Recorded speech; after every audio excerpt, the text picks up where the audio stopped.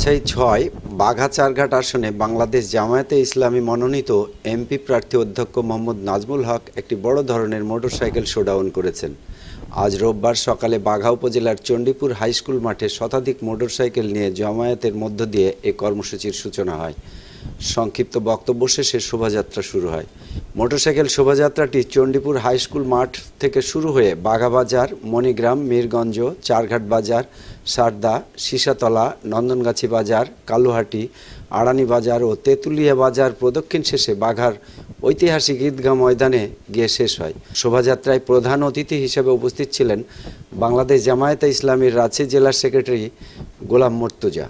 উপস্থিত ছিলেন জেলা নায়েবে আমির মইনুল হোসেন শেখ, চারঘাট বাঘা আসনের এমপি প্রার্থী অধ্যক্ষ মোহাম্মদ নাজমুল হক, বাঘা উপজেলা পরিষদের সাবেক চেয়ারম্যান মাওলানা জিন্নাত আলী, জেলা শুরা সদস্য অধ্যাপক কামরুজ্জামান, শ্রমিক কল্যাণ ফেডারেশনের জেলা সাধারণ সম্পাদক মাওলানা মোহাম্মদ শফিকুল ইসলাম সহ জামায়াত ও শ্রমিক কল্যাণ ফেডারেশনের বিভিন্ন পর্যায়ের নেতৃবৃন্দ আসন্ন জাতীয় নির্বাচনে দলের পক্ষে সমর্থন অব্যাহত রাখার আহ্বান জানান।